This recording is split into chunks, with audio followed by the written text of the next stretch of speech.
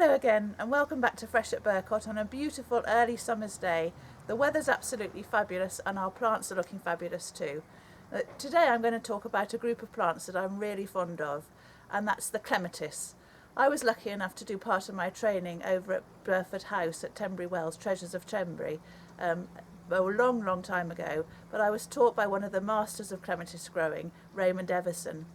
And he really inspired in me a passion for this wonderful group of plants. Now they're one of the plants that we get asked most about because people do absolutely love them, but the pruning always seems to puzzle people, and actually it's really simple. So I'm just going to give you a little bit of an overview of clematis, talk a little bit about the pruning, and hopefully make it a much simpler task for you to understand. Now clematis come in three main groups really. We've got the very early spring flowers, which include the montanas and the alpine types. Then we've got what we call pruning group 2, which are the early summer flowers, and then the late summer flowers. And it's very easy. If you're not quite sure what to do about pruning, then just have a look and take a note of when it flowers, and that will give you a guidance as to how to prune it. Now, some of the favourite types are these montanas here. These have finished their flowering now. They start flowering in late March and they go through to sort of early June, but they're very vigorous types, really good for covering walls, pergolas, fences, sheds, anything like that. And the best thing about them is they don't need any pruning at all, so you can just let them ramble away. They'll cover a big area very quickly, and masses of usually pink, sometimes white flowers in spring. So very good, versatile climbers. Then we come on to our early summer flowers. Now you can see there's a beautiful one here. This is a really classic old variety. It's called the President. That fabulous purple colour, really showy. And another pretty one here, which is called the First Lady, this beautiful pale mauve. There are lots and lots of different varieties to choose from. And when we think about these types here, one of the main advantages is that you can get 2 flushes of flowers from them, and that just needs a little bit of careful pruning. Now these flowers here are going to be produced on shoots that have grown last year, so you don't want to prune these too hard in the spring, otherwise you'll be pruning off all the growth that's going to give you flowers for this year. But if you prune them once they finish flowering, for example, down here you can see this fluffy seed head, so that's finished flowering. Now if I just prune that gently back to there, where there's a nice strong pair of buds there, that more than likely will give me a second flush of flowers this year. So that's a really nice thing to have. So you've got this lovely, really good show in early summer, and then you should get another flush of flowers through August. So they're well worth growing.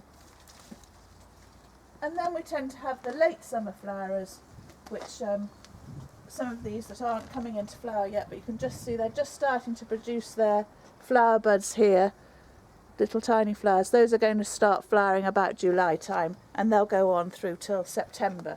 But with those, they're producing their flowers on new growth. You can see that's very new growth, and where the flower bud is there, they're producing their flowers on new growth, so they want to be pruned hard back in early spring.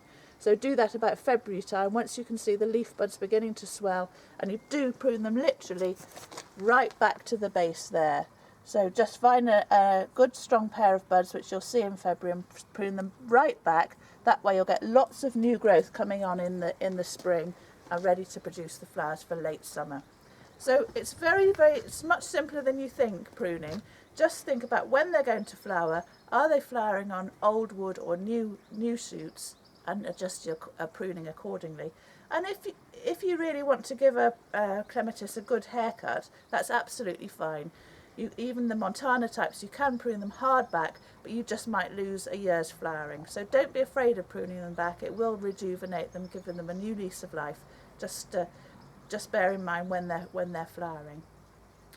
So now clematis we think of always as being climbing plants, but do bear in mind that although we buy them up these well, they're usually trained up canes like this. If you took those canes out, they'd be equally good as ground cover plants scrambling through other plants in a shrubbery. They look fantastic like that actually, if you just let them grow through other shrubs, and all of a sudden you get these pops of colour coming up. Imagine that it growing through a yellow-leafed choisia or something like that, and then just bursting out with these big purple flowers through. So they are very versatile. They don't always have to be grown as climbers. If you are growing them as climbers though, something like this fan train trellis, this just opens out to make a fan against a wall. That would look very effective for a clematis. Or you can even grow them in pots. They're one of the few plants, climbing plants, that don't do too badly in pots actually, because they're not quite as big as some of the other climbers. So you could grow them in a big pot up an attractive obelisk like that, or some of the smaller growing types in a smaller obelisk. Again, just in a pot with some good compost. And it's always worthwhile feeding them as well. So here's a specialist clematis feed that's got a very good balance of nutrients in it, just ideal for clematis to really give you good vigour and bright coloured flowers. So that's well worth doing. Feed them in the spring, just as they're starting to come into growth. And some of the new varieties as well, I forgot to mention this lovely little Clematis bijou. This is a very neat little grower, beautiful flowers, absolutely masses of flowers, and this looks absolutely fantastic planted in a pot or in a hanging basket.